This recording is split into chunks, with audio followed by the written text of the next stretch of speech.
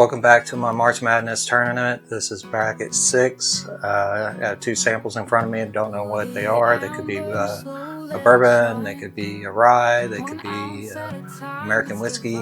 Going to go through them and rank them as usual on color, nose, palate, finish, and uniqueness. And each section can get 10 points for a total of 50 points, and see which one comes out on top. So we'll get right into that, starting with Glass A. Glass A's color is pretty good. It's not too terribly dark, but it has some good amber color on it. So for the color, I'm going to give that a 5. Nose. It's got a really good nose. Picking up a lot of sweetness, some caramel notes. Nose, I'm going to give that a 6. I'll rank palate and finish together.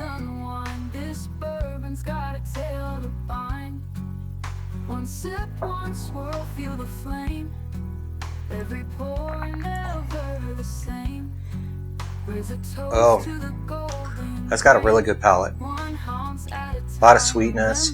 Getting some powdered sugar. Not a whole lot on the finish though. The palate's excellent. I like that palate a lot. I'm gonna give that a 7. The finish kind of fell flat. Didn't have much of a finish at all on it, so I'm gonna give that a 4. Uniqueness, it is pretty unique. I like the flavor profile of that. So I'm going to give that a 6. Alright, let's look at Glass B. Glass B is pretty amber colored too. It's not too dark. Just has some legs on there. Overall, I'm going to give that a 5. On the nose.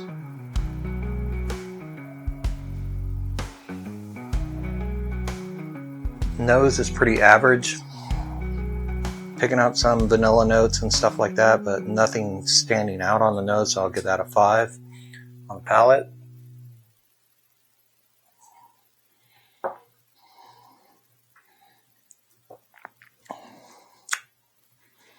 neither one of these are very oily or viscous, but the palates are great.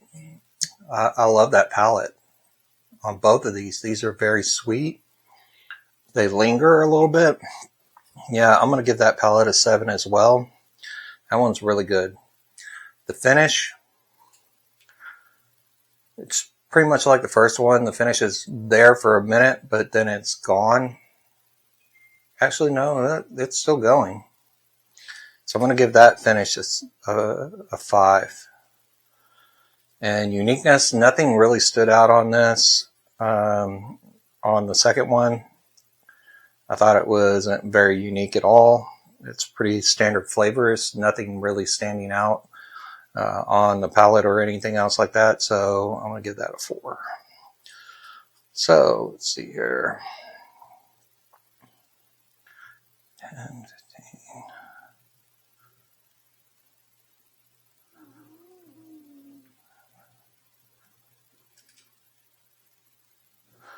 Let's see here, 11, 18, 22. Sorry, I'm trying to do math. 28 on the first one. On the second one, 10, 17, 22, 26. It's very close. I'm giving the edge to Glass A, but let me go back through them and make sure.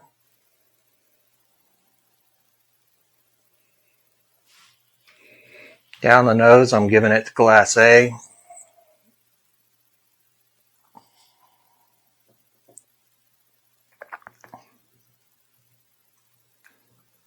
Palate's really, really good.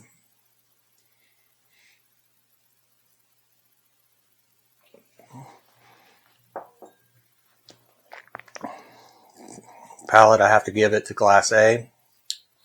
Finish, I have to give to Glass B. The finish is actually longer on Glass B.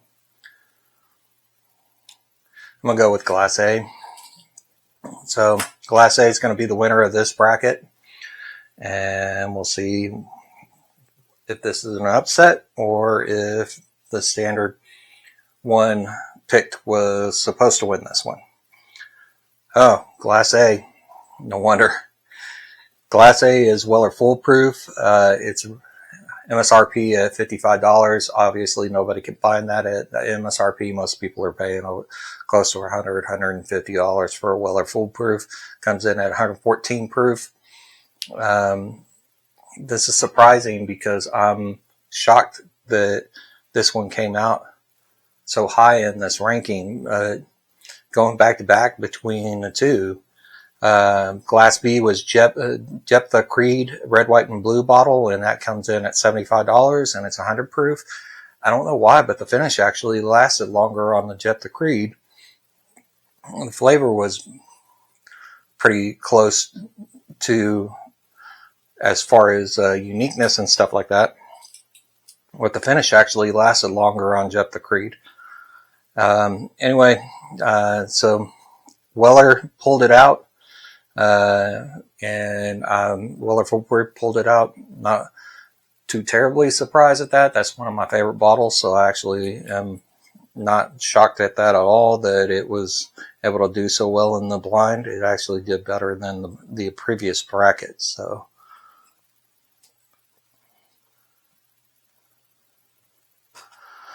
okay, that will do it for bracket 6 of the March Madness tournament. If you like the video, please give it a like, a follow, and a comment, and we'll see y'all in the next bracket.